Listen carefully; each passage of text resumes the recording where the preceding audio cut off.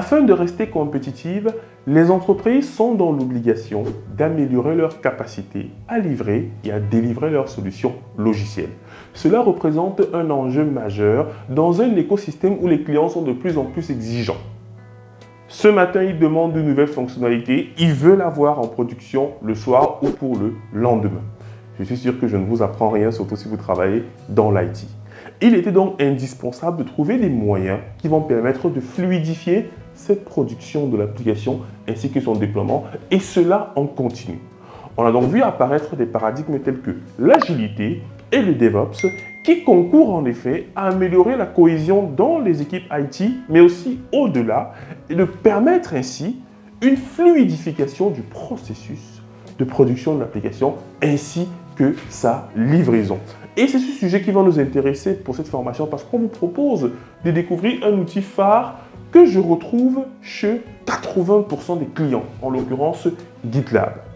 Alors, nous avons fait une formation sur Jenkins que vous pouvez également découvrir sur les diverses plateformes où nous publions nos cours, qui effectivement est très utilisé par les développeurs. Mais on se rend compte que les opérationnels ont en fait craqué pour GitLab CI, notamment pour la gestion des pipelines. Et je vous expliquerai pourquoi dans cette formation. Mais avant, pour moi, les deux outils que je vous recommande de connaître absolument, si vous voulez être serein lorsque vous partez chez un client, et notamment qui fait de l'automatisation, faites la formation GitLab CI que nous voyons ici, et ainsi que la formation Jenkins que nous avons réalisée. Et donc, dans cette formation, nous allons vous donner les rudiments du DevOps, les rudiments de la gestion de pipeline CI/CD, et bien sûr, on vous donnera les clés pour mettre en œuvre vos propres pipelines CI/CD pour automatiser les processus qui étaient peut-être auparavant manuels dans vos entreprises.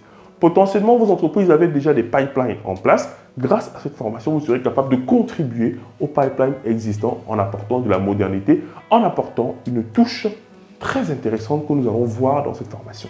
Nous n'allons pas nous limiter aux étapes de CI, non, nous allons aller jusqu'au déploiement en continu sur une plateforme cloud. Et sans plus tarder, nous allons voir le programme de cette excellente formation. Dans un premier temps, il y aura la présentation du formateur, donc moi-même, Diran Tafen, formateur et consultant passionné dans le domaine du cloud et du DevOps, que vous connaissez déjà avec le temps. Ensuite, on va faire une introduction au DevOps et au pipeline CI/CD. Le but, c'est de planter le décor pour que vous puissiez comprendre à quel niveau se situe GitLab au sein des entreprises. Par le passé, GitLab était l'outil qui nous permettait de stocker notre code en entreprise. Donc, en termes de gestionnaire de code, on privilégiait souvent GitLab. Voilà. Et pour ceux qui sont dans un écosystème Atlassian, du coup, ils ont Bitbucket. Alors, ensuite, on va parler un peu de GitLab, l'historique, l'architecture, comment est-ce que ça fonctionne. Et on parlera directement de job. Il est important de garder à l'esprit que comme dans toutes nos formations, on a toujours un projet fil rouge qui va être résolu via les différentes problématiques que nous allons aborder ici. Et le projet fil rouge que nous avons dans cette formation, c'est de mettre en place un pipeline CI/CD pour un client pour automatiser et délivrer son application en continu. Un peu comme avec le cours Jenkins que vous pouvez retrouver sur notre plateforme EasyTrain. Ensuite, dans la partie build, nous allons donc commencer à écrire nos premiers jobs, donc notamment dans le fichier gitlab.ci.yaml. On va voir un peu la syntaxe. On va parler de job, de stage et on reviendra sur la notion de Docker parce que c'est encore plus fondamental sur GitLab et vous comprendrez pourquoi. Ensuite, on verra les tests d'acceptance. Comment valider en effet ce qu'on aura buildé. On va voir comment est-ce qu'on va tester et on parlera donc de la notion d'artefacts et de cache qui vont énormément nous aider à produire globalement notre artefact et à le délivrer au client. Et on verra aussi comment utiliser la cache qui va nous permettre de gagner énormément de temps dans notre processus de build. Donc, texte d'acceptance. On va voir comment valider l'artefact qu'on vient juste de produire. Et ensuite, on va parler de release.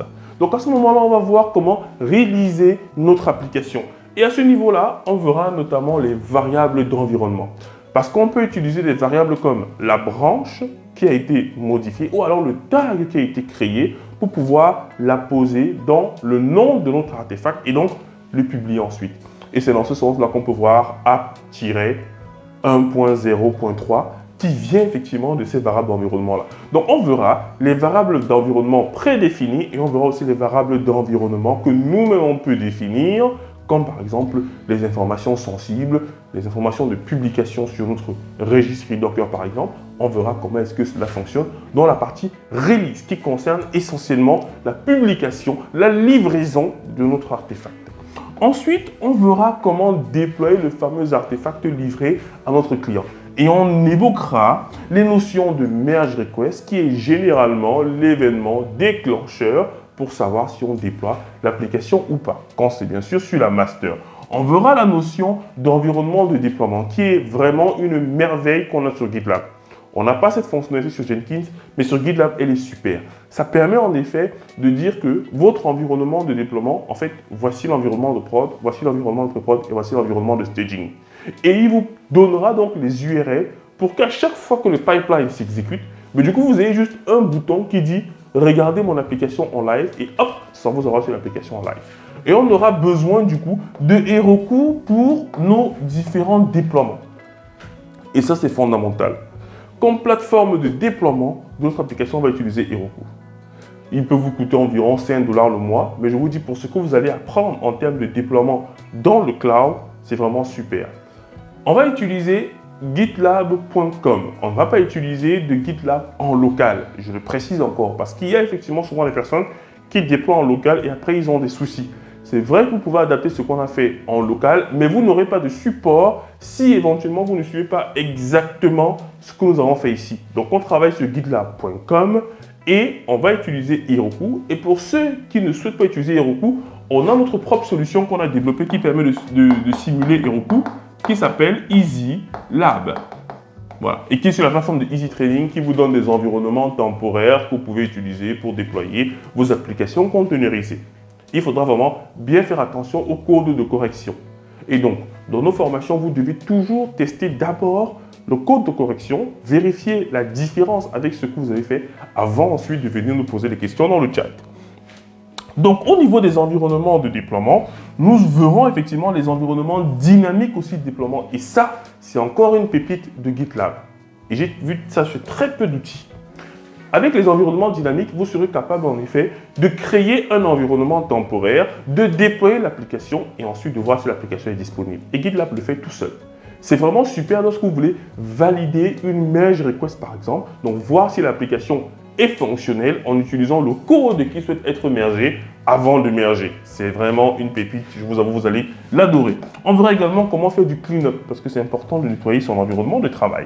On verra également les tests de validation lorsque l'application est déjà déployée. Lorsqu'elle est déjà déployée, on a vu les tests d'acceptation de l'artefact, mais on voudrait refaire maintenant les tests de validation pour être sûr que l'application est bien up and running. Et à ce niveau-là, on verra la notion de template qui est très utilisée sur GitLab parce que ça nous permet de factoriser notre code et d'avoir en effet un code standard et ensuite on le réutilise dans nos différents jobs pour pouvoir modifier à un seul endroit et ça s'applique aux différents endroits où ce template-là est appelé. Donc ça va être très intéressant. On verra aussi la notion de before job et after script, donc before script et after script qui vont nous permettre d'exécuter certaines instructions juste avant que le job même que l'on souhaite s'exécute. Donc on verra ça, cette partie. On fera une introduction au GitOps qui sera réalisée par un de mes étudiants qui va vous montrer comment mettre en œuvre un pipeline de GitOps. Donc c'est vraiment une démo que vous prendrez le temps de consulter et qui vous montrera cet univers GitOps. Enfin, il y aura un mini-projet comme dans toutes nos formations pour vous donner un autre cas d'usage, une autre vision sur comment est-ce que vous pouvez utiliser des pipelines. Ensuite, on a quelques parties bonus. Dans cette partie bonus, on vous montre comment utiliser GitLab avec Kubernetes ou alors utiliser la fonctionnalité AutoDevOps de GitLab CI qui vous permet en effet d'utiliser par exemple EKS pour ceux qui travaillent avec AWS pour pouvoir gérer directement le déploiement de vos applications via GitLab. Et ça de façon automatique. Il va lui-même déployer l'application, il va lui-même discuter avec le cluster, il va lui-même déployer des composants sur le cluster. Vraiment, c'est plutôt pas mal. Là, c'est du GitOps très avancé. Vraiment très avancé, c'est super. Mais attention, les parties bonus, vous devez les faire uniquement quand vous avez déjà réalisé ces opérations-ci parce que ce sont des étapes qui utilisent des notions que nous avons déjà. Parce que je connais comment sont les étudiants. Ils vont voir cette partie qui est très sexy et ils vont directement se lancer dessus. Attention, il faut bien faire gaffe. Donc, voilà une formation qui va vous permettre vraiment de prendre la main sur GitLab et je vous encourage à la faire pas à pas. Et nous restons disponibles si vous avez des questions.